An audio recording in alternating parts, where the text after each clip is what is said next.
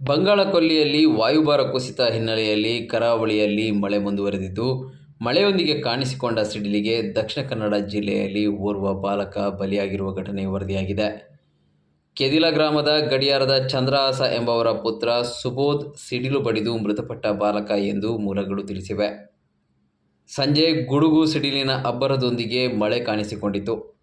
ಬಂಟ್ವಾಳ ತಾಲೂಕಿನ ಕೆದಿಲ ಗ್ರಾಮದ ಗಡಿಯಾರ ಎಂಬಲ್ಲಿ ಸಂಜೆ 5 ಗಂಟೆಯ ಹೊತ್ತಿಗೆ ಮನೆಯಂಗಳದಲ್ಲಿ ನಿಂತಿದ್ದ ಬಾಲಕ ಸುಬೋಧ್ ಸಿಡಿಲು ಬಡಿದು ತೀವ್ರ ಗಾಯಗೊಂಡಿದ್ದರು. ತಕ್ಷಣ ಅವರನ್ನು ಪುತ್ತೂರಿನ ಆಸ್ಪತ್ರೆಗೆ ದಾಖಲಿಸಿದರೂ ಚಿಕಿತ್ಸೆ ಫಲಕಾರಿಯಾಗದೆ ಮೃತಪಟ್ಟರು ಎಂದು ತಿಳಿದು ಬಂದಿದೆ. ಕೆಲವು ದಿನಗಳಿಂದ ಸಂಜೆ ವೇಳೆ ಕಾಣಿಸಿಕೊಳ್ಳುತ್ತಿರುವ ಭಾರೀ ಮಳೆ ಸೋಮವಾರವೂ ಮುಂದುವರಿಯುವ ಸಾಧ್ಯತೆ ಇದೆ ಎಂದು ಹವಾಮಾನ ಇಲಾಖೆ ಮೂಲಗಳು ತಿಳಿಸಿವೆ.